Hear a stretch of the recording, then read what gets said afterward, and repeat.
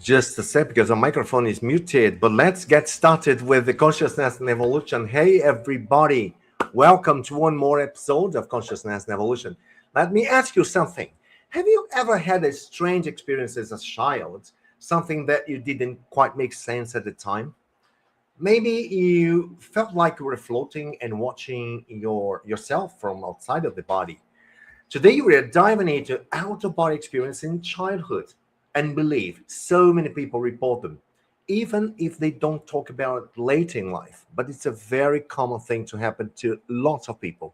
But Maryana Nunes is going to talk about it today. But before, just a quick reminder, hit the like button, right? And subscribe to the channel because we have all the episodes coming out, right, in the next weeks.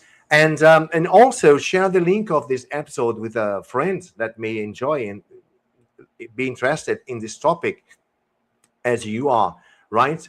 Very good, people. So today our guest is Maryana Nunes. Let me just put Maryana on stage.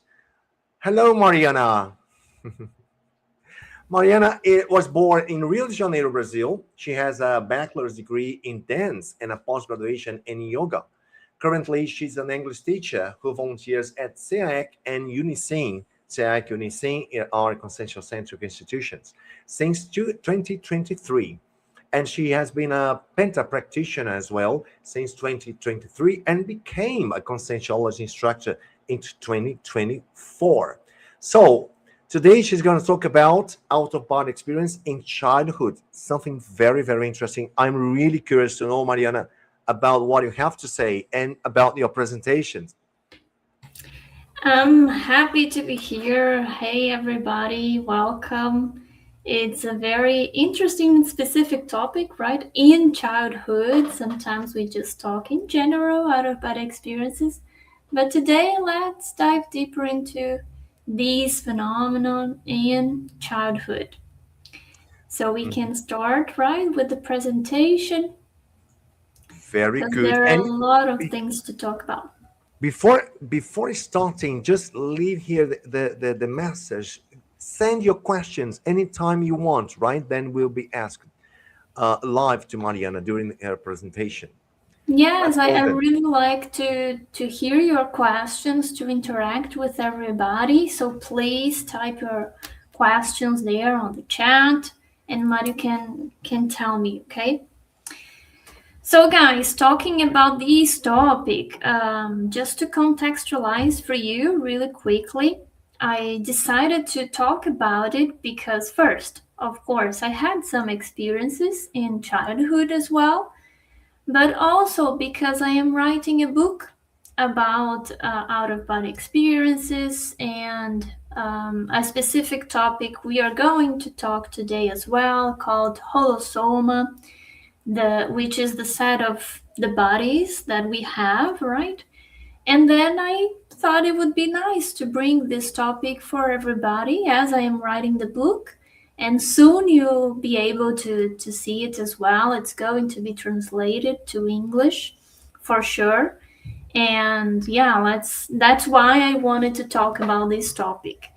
So the next slide, it's something that we need to keep in mind, which is the principle of disbelief, right?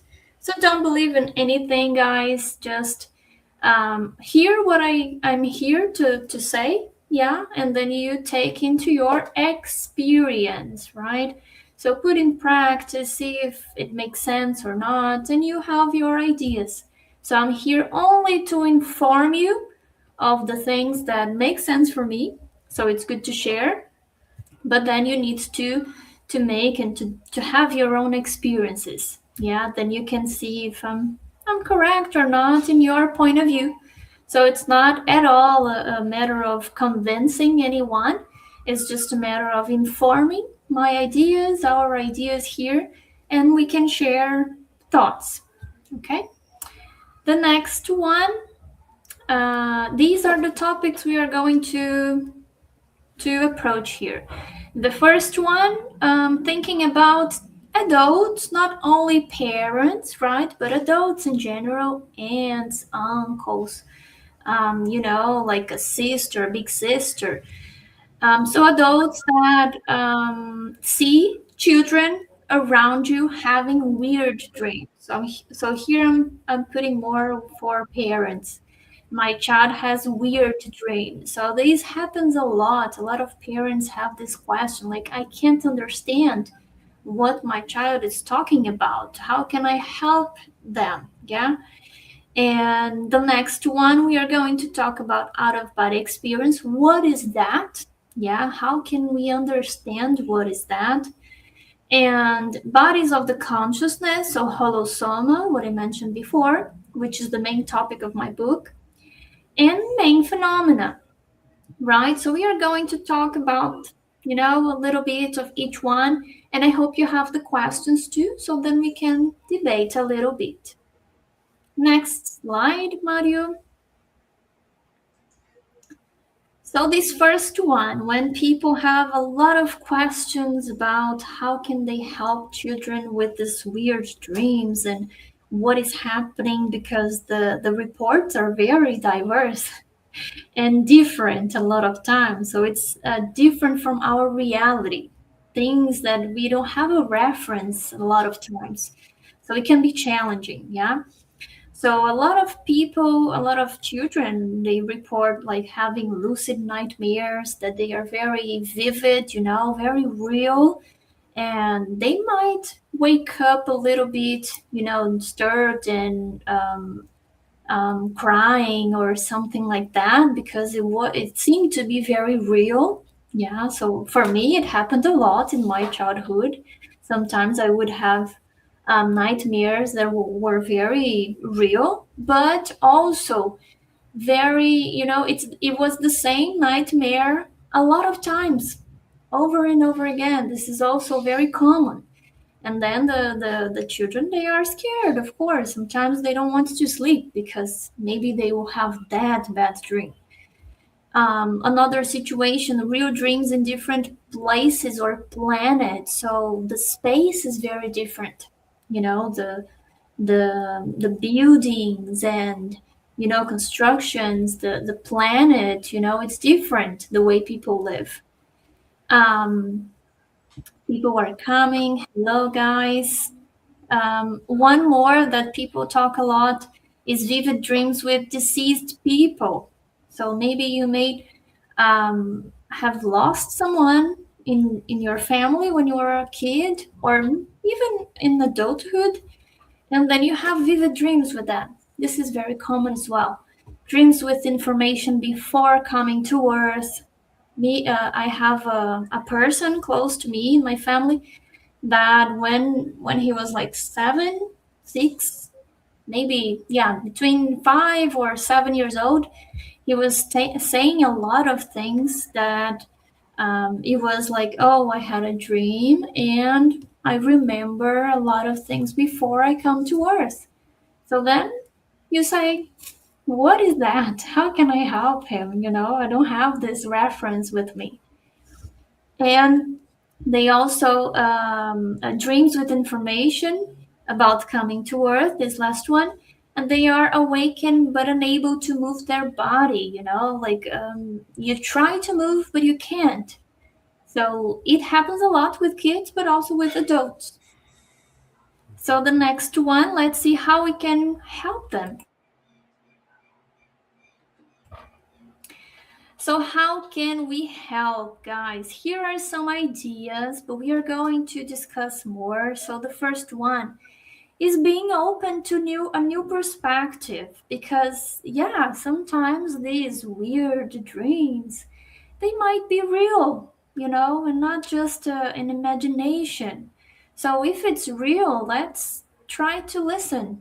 I think the first step is to listen the kid, to understand what is going on, because otherwise we think that everything is a nonsense. Everything, it's just imagination, things that kids love to create, and sometimes it's not.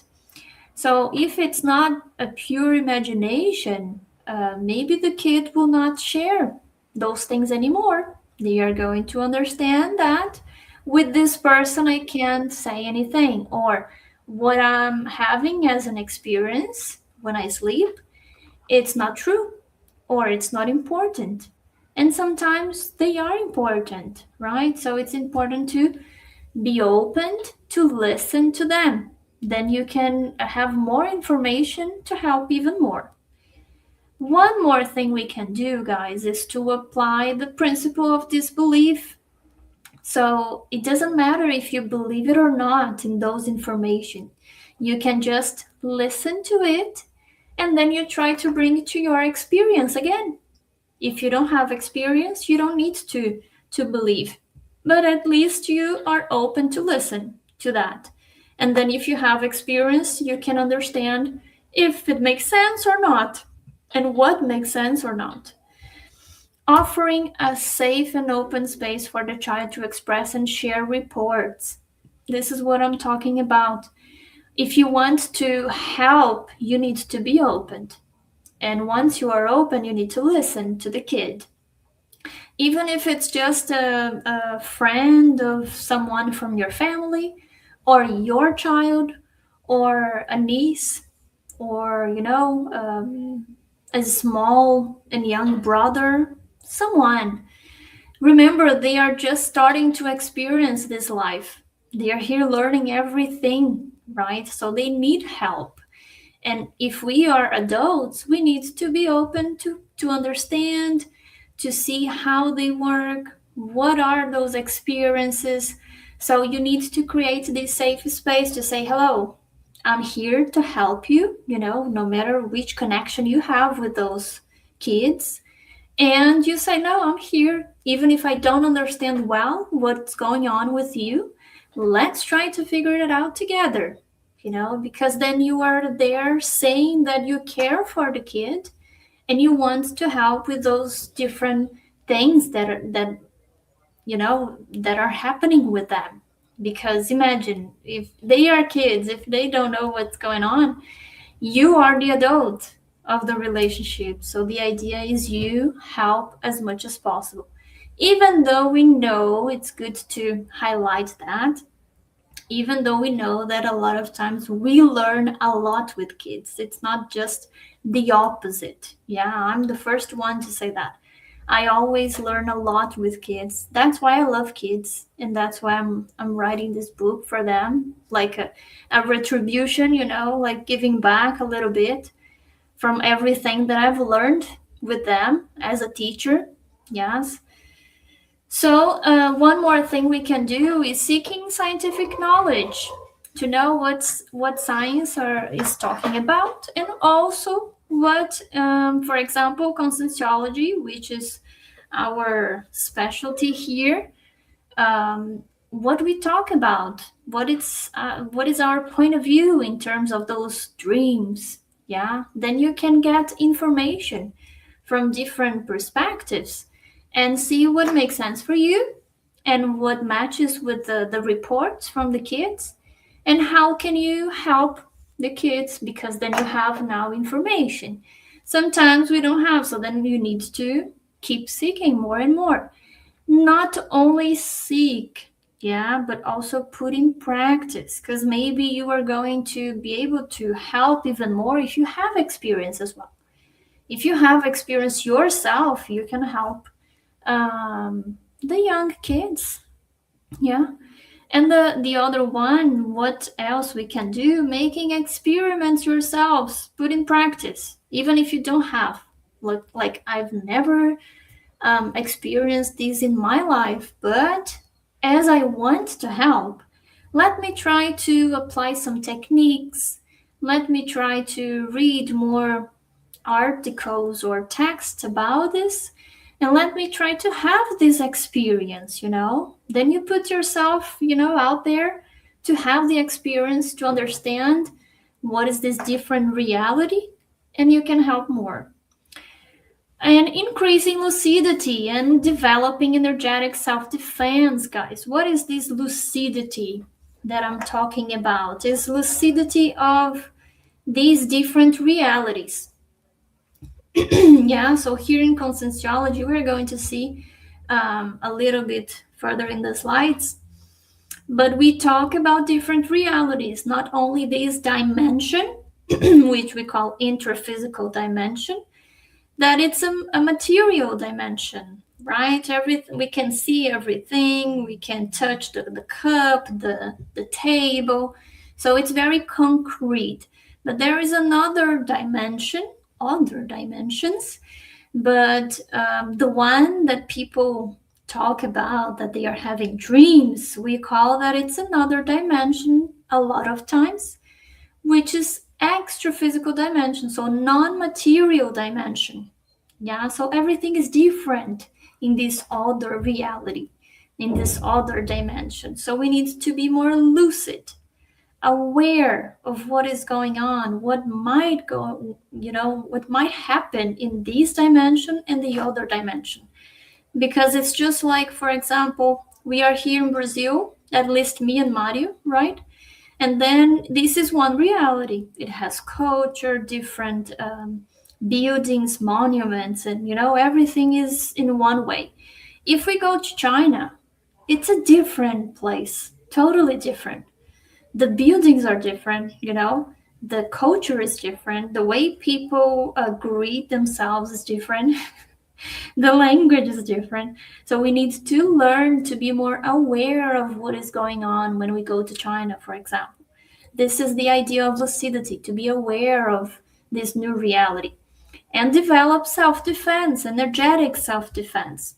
As we are mentioning that there are other dimensions, we see that those different dimensions, in all of them, the energy is present, so the reality is made by energy.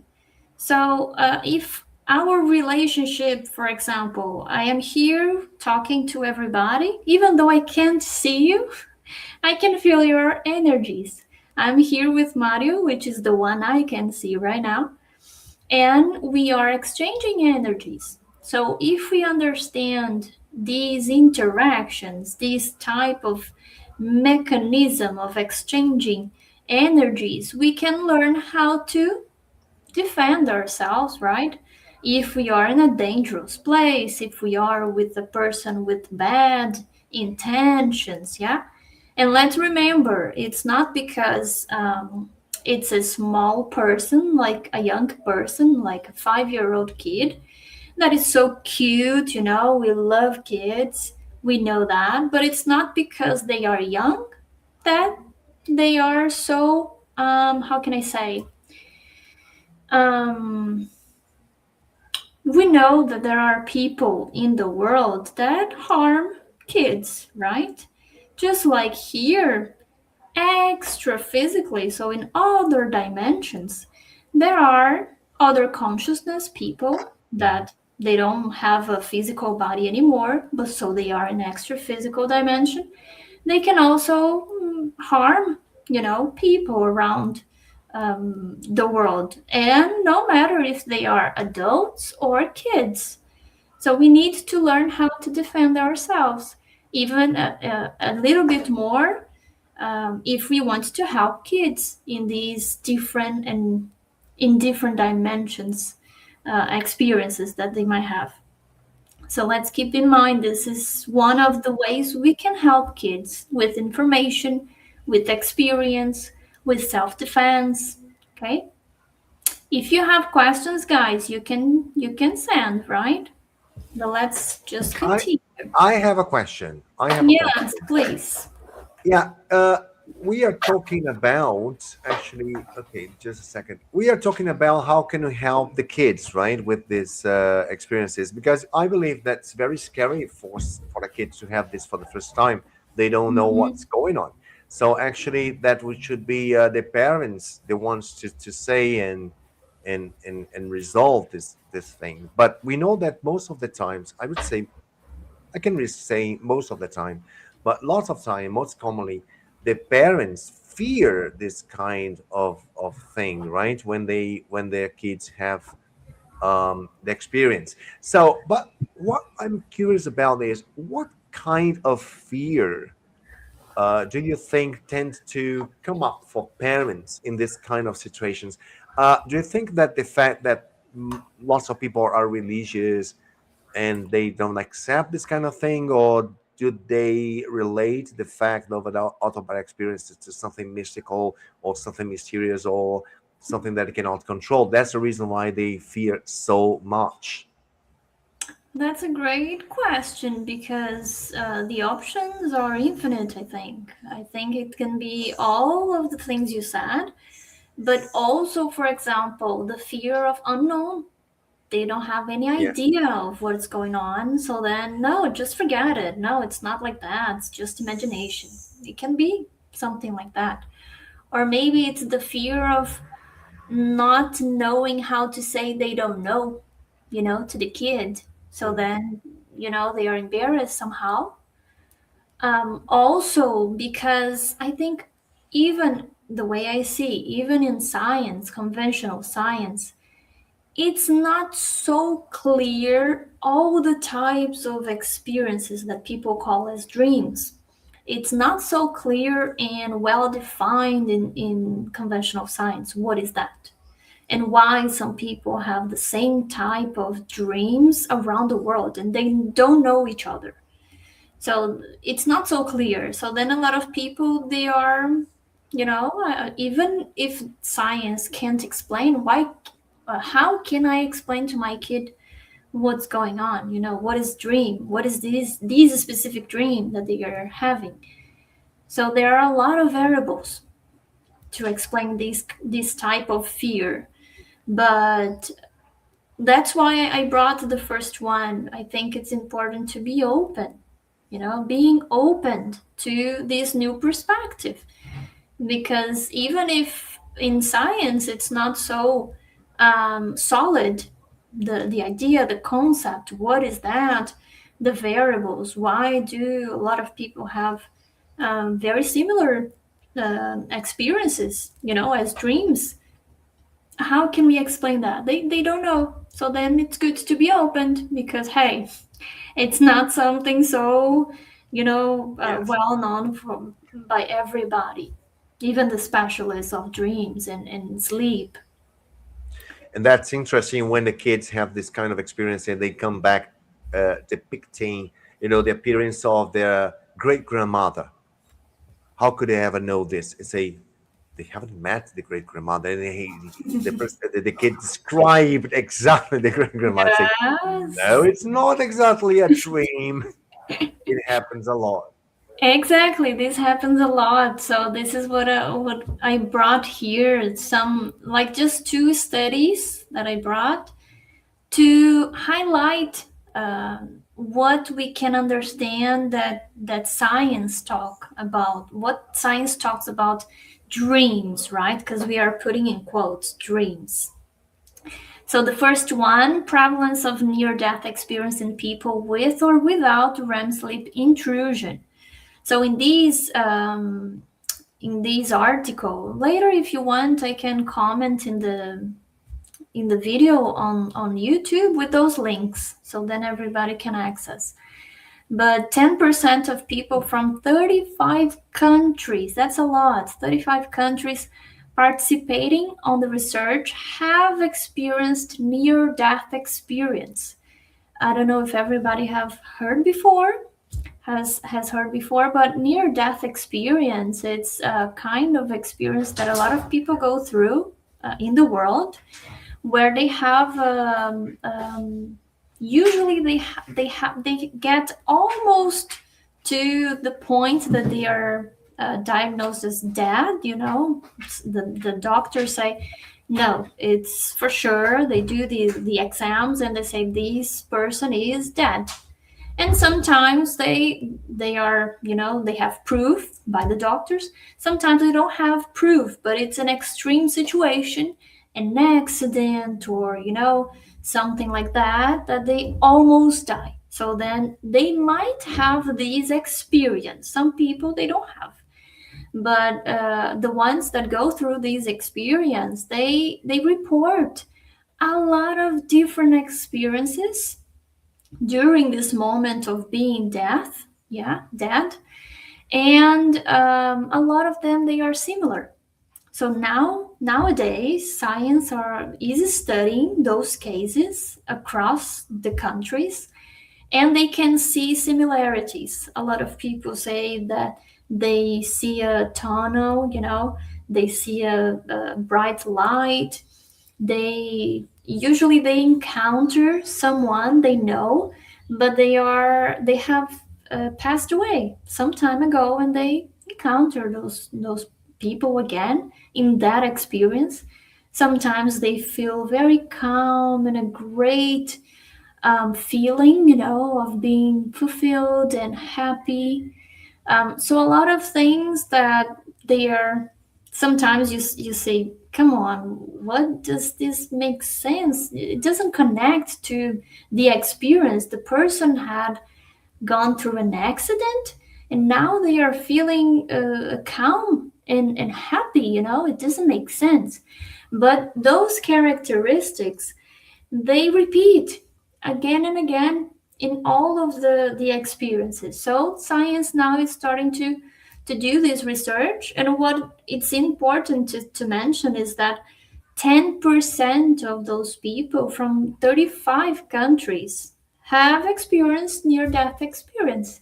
So they have these similar experiences. Another article that I brought here says that dreams of the deceased, so a scoping and mixed method systematic review. In this one, they talk about different people having dreams with deceased people, right? And it's a lot of people dream like very real and vivid experience with maybe a relative, one of the parents that have deceased, and it's very similar and it's very common, more than we think, you know. So it's good to pay attention, because in the next slide, the question is it by chance, Is it by chance? Like people from different places, cultures, languages, different backgrounds having similar experiences, and we don't know how to explain that. So it's a bit curious, right? Minimally curious, to say the least. So here, dreams, what we know, at least making a summary from what science has got to the point right now in the researches, is that dreams are like tidying up process of the brain. It's something that the brain does, just consolidating memory, long-term memory, and the other ones, regulating emotion, producing random images in the brain.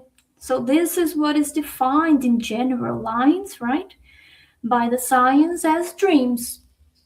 Does it make sense, this definition of dream, with the experience that I'm talking to you right now? One with deceased people, and the other one in near death experience, where you can see patterns, right, from different people.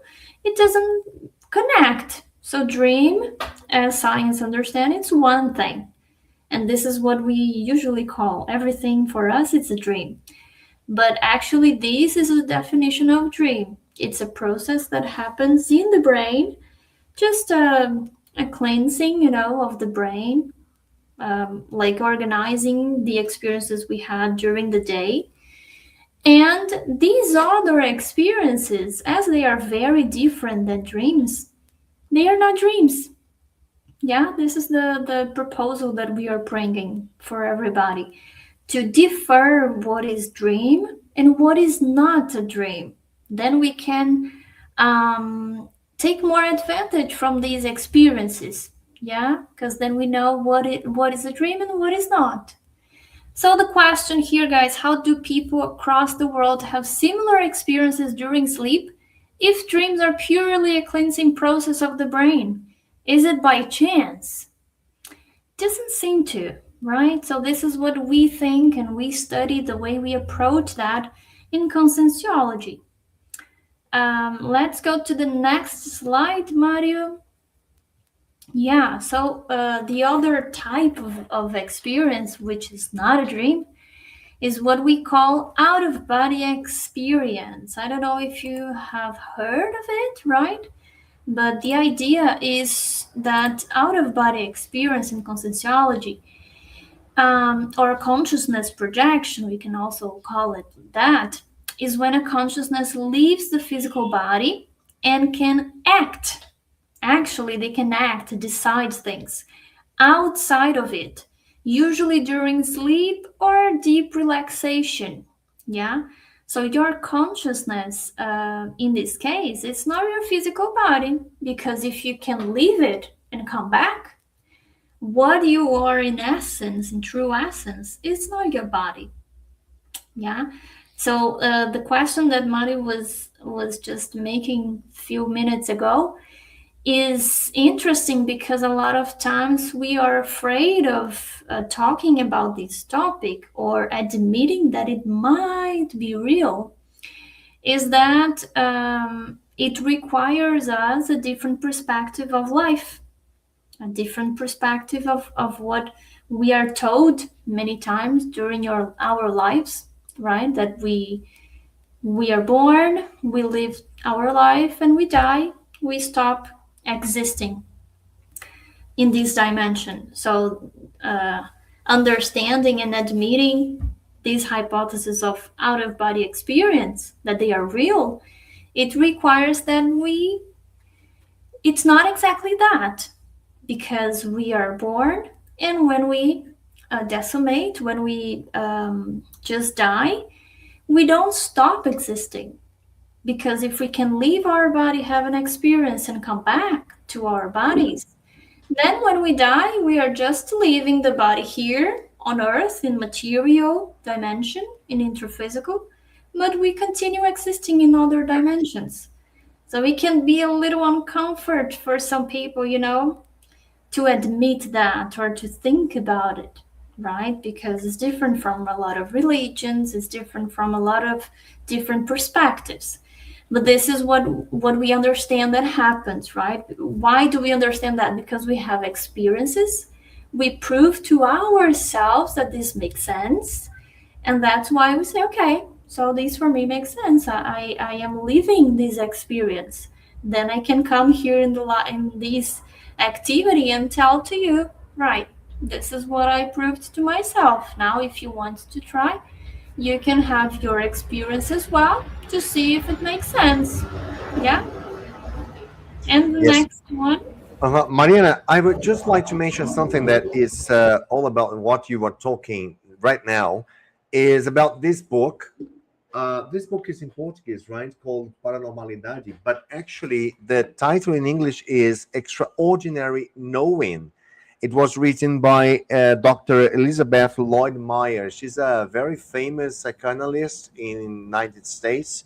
She's an acclaimed one, actually, very Oh, that's famous. nice. And she actually had an experience of life herself about something that was beyond her expectations.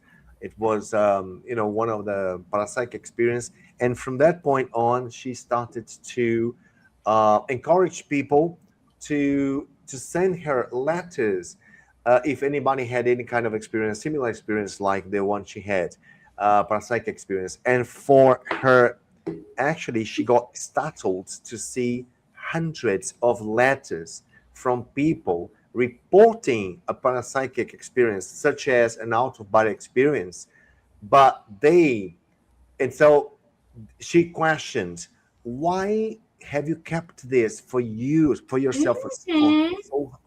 so long, for a long, long time, since the childhood? Yeah. They said, most of them said, because they were scary about what people may think of them, may think Mhm. about them, that they should be considered like mental people. That's very Mhm. interesting. Lots of people don't tell the experience because they are afraid of being considered like mental. Yeah, and what happens a lot, Mari, is that usually kids, a lot of them, usually they have these experiences a lot, right? And then they naturally say the experience to the ones that are close to them, parents and grandparents, but they usually learn that this is not normal. But at Yes. first moment, they understand that everybody can see deceased people. Everybody have these different experiences when they sleep. So they tend to think that this is normal. And when they talk, they tell everyone about the experiences, then usually the feedback tells that this is not normal. So this is what we need to be careful about, how we give those feedbacks. Like, hey, this is not so normal, but I want to know more. I want to help you. What is going on? If you approach the kid like that, maybe they will um, naturalize it. They can understand, okay, this is not so natural for everybody, but it's okay for me to experience that because my mom is wants to know. We are talking about this, and there's no embarrassment in talking about this. But Yeah. usually what happens is the contrary. It's totally the opposite. Adults, because they don't know, they are afraid, a lot of things going on, they usually say, no, this is not right, or it's just imagination. Oh, go there and pray more, that this will end, or something like that. Yeah. So they learn that they need to keep this with them. And then it's what happened in the book you mentioned. A lot of Yes. people keeping for themselves those experiences. The problem is the kids get scared and the parents get scared too. So who's gonna help who? Everybody is scared. Exactly. Can we go to the next slide now? Yes, please. Sure. Here, guys, just to tell you how this can happen. How is this possible to leave your body? When you sleep. So it's possible because we don't have only this physical body that we can see and touch and feel now. We have more bodies. In other lines of knowledge, some people say that it's 7 bodies, five bodies. The numbers are different. But what we can prove to ourselves when we get out of our body is that we can feel, use, notice and understand and study those 4 bodies. So this is what we bring here in Conscientiology as a knowledge, as a concept. The holosoma. Holo, that means a set, you know, a set of somas. Soma, yeah, from the idea that it means body. So the set of bodies, holosoma. So the first one, soma, it's the physical body. Um, and the second one, oh, I think it's not in a good format. The A is in the next line. But anyway, the name is soma, the physical body. Energosoma, it's the body of the energies that a lot of different cultures, like Chinese, Indian, a lot of those cultures, they also study that. So it's the energetic body. The psychosoma, which is the body of the emotions, but it's also the body that we use when we leave the physical body to have those experiences and come back. It's the psychosoma. So it's a different body. Yeah. And the mental soma, which is the body of discernment, the body of reflection, the body that allows us to think deep into the situations, the topics, everything around us. It's related to imagination as well, but it's also related to creativity, to discerning what is right, wrong, self, to be more critic with things. So those are the bodies that when we are here awakened right now, they are told, all of them, they are together, right? So that's why sometimes we say, no, I don't have those bodies. I just can see this one physical body. But it's good to prove to yourself the exist the existing of the others when we leave the body in the out of body experience. So if you want to help your kid or, any other child, you need to try to have this experience so you can prove to yourself, right? So you can see that you can leave your body with your psychosoma. So whenever you have experience like that, guys, and maybe you can see yourself like your body in your on your bed, and you are out of it, you can try to pull your finger, and you will see that if you are using the psychosoma, if your consciousness is in your psychosoma, it will it will elongate, right, Mario? Is it the correct word? It's going to be, like Elongated. elongated, yeah. Elongated. Yeah. Elongated, and you can prove, oh, my physical finger can't do this. So this is the psychosoma. It's one way you can prove to yourself, right? So it has different characteristics. Psychosoma has different characteristics. It's very light. I think it's like 9 grams, something like that, that we need to check in the book, Projectiology book. But it's with this body that child can leave the body, have an experience, very vivid. Usually the experiences, they are very vivid, and they can come back to the body. Yeah, so the consciousness, it's still alive when people die. The consciousness will use the other bodies, the energosoma, the psychosoma, and the mental soma. And maybe they will have another life and they will have another soma, another physical body. But the consciousness is the same. Yeah. So this is what we can study.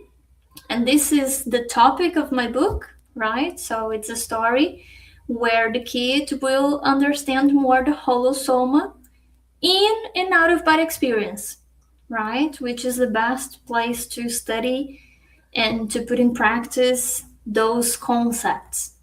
So that's why I'm bringing here this idea for you. Next slide, Mario. Do we have questions? No, so far no questions. Just a comment from Domingos. Fascinating topic and an excellent presentation, but no All questions so right. far. Very nice. So let's continue. If you have questions, just type, guys, because we still have maybe around 15 minutes. Yeah. So why does it often happen in childhood? Because the child is developing the four bodies, not only the physical body. So then, as it's still developing, then it's easier, right? They are not so like ready. So it's easier to leave the body and to come back. It's also easier because they have more energy looseness. They play a lot, and as I mentioned, the bodies are developing yet. So it's easy because the energies are more loosened. Yeah. And they have a more connection to the extra physical dimension. Because imagine if this, what I'm talking to you, is true, right? And this is what we can see in our experience, that this is true, this happens. Then we have the consciousness in extra physical dimension, and then we are born. Then we have a soma. We have a physical body again.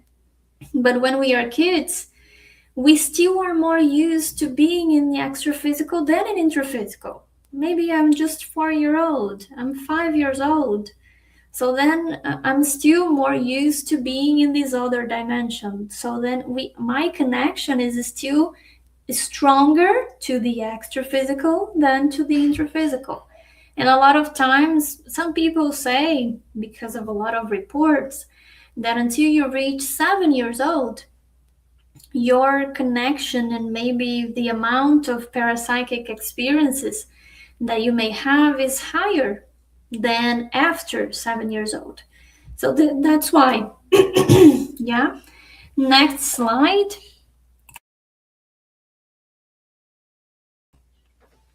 Here is quickly some differences between out-of-body experience and dream. So we can see what is different in one situation and in the other. Occurs in the out-of-body experience occurs in the parabrain. So it's like a duplication, it's like a similar to the brain, but it's different, totally different in terms of capacity and functions because it's in the other body, the subtle body, which is the psychosome. So it occurs in the other body, it's not in the physical body. It's different than the dream that occurs in the brain, human brain. Out of body experience, it's an extra physical reality. And dream is just hallucination, random ideas, random images. It doesn't have a connection, it doesn't have a sequence of events, right? And you don't control what is going on in the dream. This is here in the second column. While in the out-of-body experience, usually they are linear events. So it has a sequence. One thing happened, and then the second, and then the third. And the projector, the person that is having that experience, that out-of-body experience, they have control of their actions. It's just like being here, awakened, talking to people, but it's in extra physical dimension. Yeah, so just some differences for you. But let's go to the next slide, Mario. Some few types of out-of-body experience. It can be unconscious. A lot of people, maybe most of people, they have unconscious out-of-body experience. So they just detach from the soma and they stay unconscious on, on the top, very close to their bodies. They are just there unconscious. So in this situation, you don't remember your dreams and your out-of-body experiences. But it's a natural process, guys. Having out-of-body experience, it's a natural process. That happens every night with everyone. So this is what we need to make it more natural, because it's not for some people, just special people. No, it's natural. But the thing is lucidity. In this situation, you are not conscious, so you can't remember. But if you work a little bit more, if you practice, you can be the next one, semi-lucid out-of-body experience. Well, you have some kind of lucidity, but not so much. So then you can have experiences like you are here, awakened in the waking state. But it's still strange because there are a lot of dream elements sometimes because you are not so lucid. In this one is when we call a lot of times, especially in the English language, a lot of people are talking about lucid dream. So lucid dream has a lot of these dream elements. So it's images that the brain creates during the out-of-body experience. So it can be mixed a little bit. So the person has control of their body and their decision, what they are doing. But it's still strange because it has these dream elements with it. This is what we can call, a lot of people call lucid dreaming. It's a type of out-of-body experience, but low lucidity.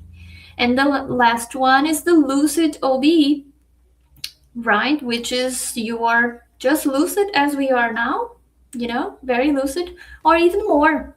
So then you are more lucid than when you are here in the waking state, in the physical, in the intraphysical dimension. There is also another one, which is the consciential. I forgot the name exactly. I have here. Let me just look. Projection of conscious self-awareness, which is the one that you leave you are lucid, like, oh, I'm going to take a nap, right? Then you are lucid that you are doing that, and you leave your body and you are still lucid. You didn't, lose your awareness.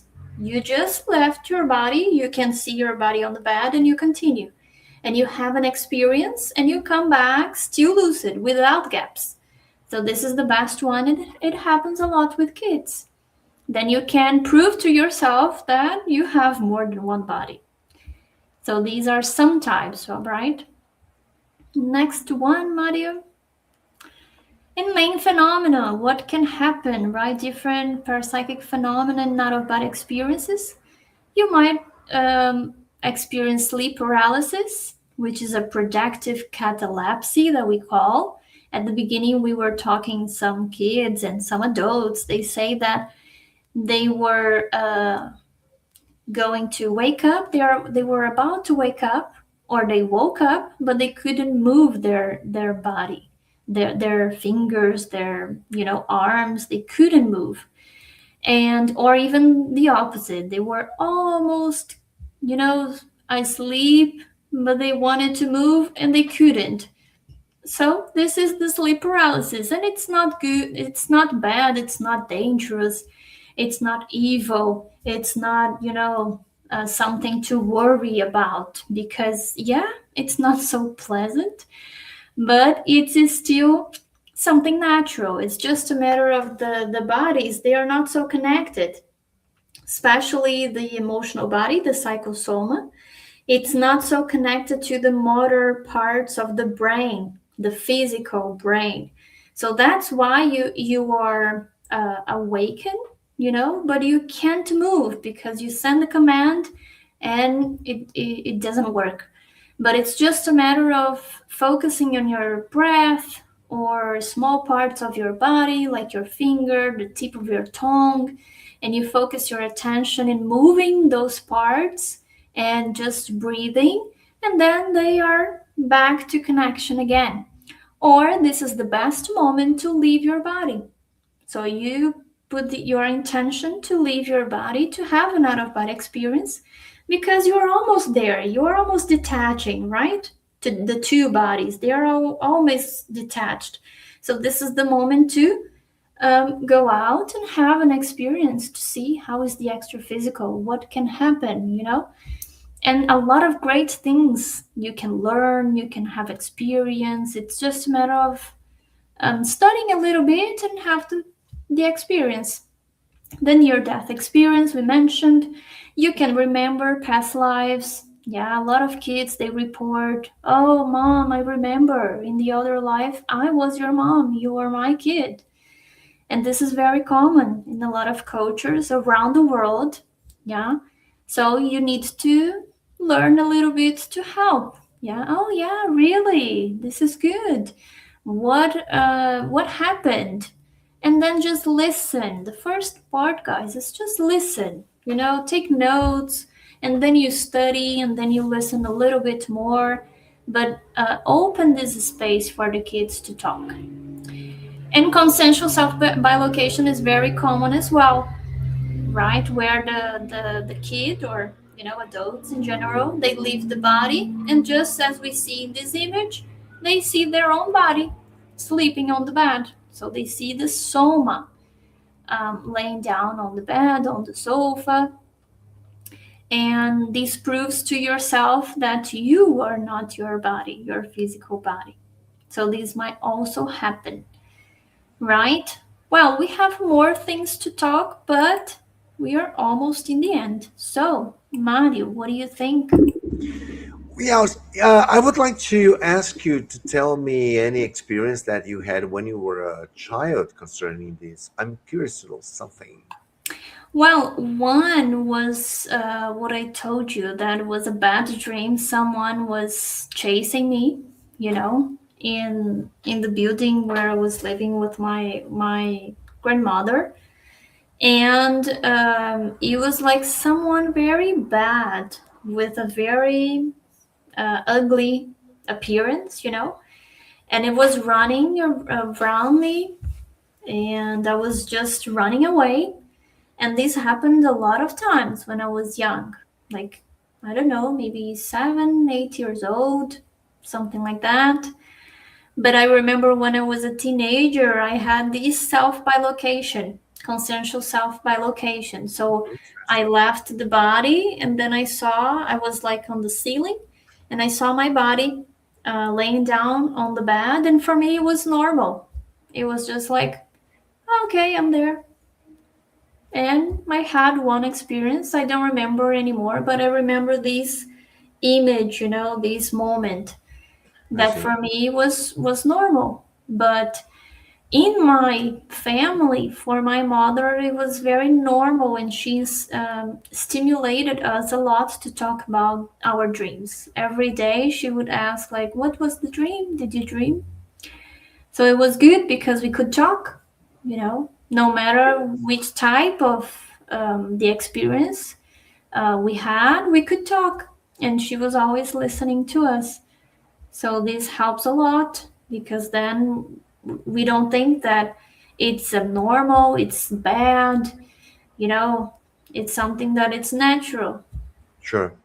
And it's important. Your parents didn't traumatize you with those, with their fears, actually, right? Yeah, Yeah, it happened more or less the same with me. I didn't have much experience with out of body experience, but I had sleep paralysis very often. mm, Yeah, which is a kind of experience, right? Out of body. It's not for like sure. leaving the body and going away, but But being it's a type of projection. exactly, it's a type of projection. I used to have it, but at the time I was really scared because, the sounds, because the intracranial sounds are very loud, and all Yeah. the energy is vibrating, all this stuff. It was really scary. Then I remember, being really scared about it. So after, when I was an adult, I think, then I started studying sleep paralysis.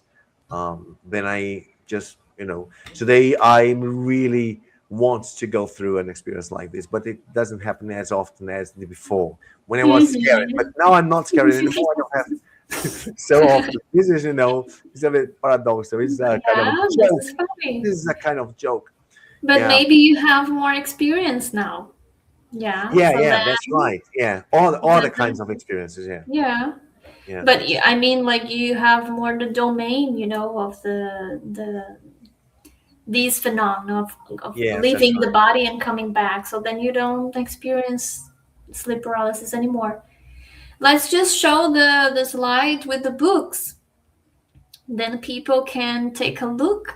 Yeah, there are the benefits, of course. Later we could talk about it, but we just have 3 minutes.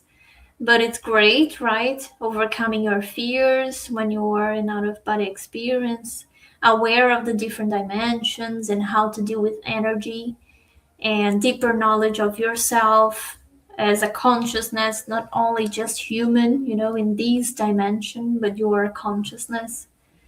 Reconciliations with people you can do extra physically. So there are many great things we can do when we are out of the body and the soma is just sleeping. We can still work a lot and do great things in terms of evolution. Yeah, this is what we are aiming here. And that's And important to say, Mariana, also that consciousness, where we are consciousness, we're a human being, right? yeah, Uh, we manifest ourselves multidimensionally, right? This is a fact. You know, um, the thing is that maybe scientifically is not proven, but actually it mhm, is, somehow it is, but we are still struggling to find a paradigm that be really good to study this kind of thing, because the ones we have so far are totally connected to the something more materialistic. But with experiences, it's undoubtful that you went through something um, that transcends this dimension, and you will be really aware of it. So mhm, yeah, the importance to go through the experience and see that it's something natural, right, for the yeah, consciousness. exactly. Then we are not scared anymore and we can enjoy even more the experience. Very And good. Before going to the then final considerations, I would like to say something about this slide. We have more. no, no, just the next slide. I think one or two with the books. Then people can Okay. see the next one. Different Um, scales of lucidity. no, no, the next one. Then there are books. Ah, Then okay. people can try to find, and I can share also on the comments later. Just some books about out of body experience, reports. The first and the second book, they are reports, and you can see if you can relate to that or if your kid is having those experiences.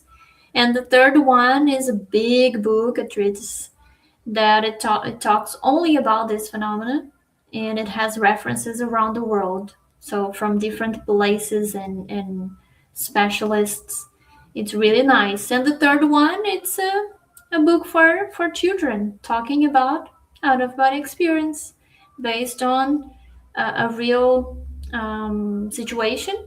And the last one on the first line, parapsychism in childhood. It's great for the parents, for adults that wants to help kids that have these parapsychic experiences. So it's a great book as well. Feel free to take a look, guys. Very good. When you talk about parapsychism in childhood and also out of body experience in childhood, actually, you are not talking to the kids. No, you are talking to the parents, because Yeah, actually, for the kids, these are things totally natural. yeah, If you say, "Oh, that's fine, that's no problem," for the kids, they want, of course, if it's not traumatic, it's not a nightmare, yeah. it's not, something really bad or ugly. Hmm. If they had a very good experience, a good one, like, they would go like, "It's for the kids, everything is fine." Yeah, But I think it should be read by the parents. Okay, exactly. Because the parents so need to be more open to talk about it. parents, this is for you. If Very you have nice. any questions, comment on the chat. We can come back as well and talk more. Very good. I just have to say that there is still time for you to enroll for this event next week, Intermissivist Meeting North America, taking place in Kennesaw, Georgia, United States, from May 8 to 10. So actually, it's next weekend, right? This is the first meeting connecting Intermissivists America, right? The investment is $150, and here we have the program of this event, which will be very, very interesting. We will have workshops, research seminars, many courses, talk show, research seminar again, and roundtable Conscientiology North America. So this is a very important event taking place next week. So there's still time for you to register for this event next week. That will be great. I think, unfortunately, I won't be able to travel at this time, but I'm really encouraging people to do so, because I would like to be there for sure. Mariana, your final words about the presentation today and about this topic. Well, guys, just remember, and this is an invitation, even though maybe you are not so familiar to this topic, be open, being open to these experiences might help you to expand your perspective and your knowledge, and also helping more the kids around you with those experiences. Maybe you are parents or just a teacher, just like me, and have contact with kids, and you can help a lot, right? They can go through those experiences, taking more advantage of that, and not being so traumatized by those parapsychic experiences. So it's good to help them. Feel free to reach out if you want in the comments, or I can leave my email address as well. Thank you very much for the opportunity. Thank you, Mari. Very good. Thank you, Mariana, for this amazing research and topic. Because, the thing is, whether you are aware or unaware, It there's happens. something natural. This is natural, and, sooner or later, you may have one of those experiences. And if you do, just make the most of it and be really happy for that, because it's something precious and not very common to happen. Yes, as long as we practice, it becomes common, right? Yeah. But this is what we are really trying to get this point, right? Have more projections, more out of body experiences. Thank you very much once again, Mariana. Thank And you. for you guys, just leave your comments below. If you're watching this later today or tomorrow, leave your comments anyway. That's very good to have your opinion about our topic today, and also leave your like, hit the like Yeah. button, and share the link of this episode with people. Will help you and over 2 weeks, we are here again with a new episode of Consciousness Evolution. Bye bye. Have a good Sunday for the whole of you. Bye bye. Bye bye, guys.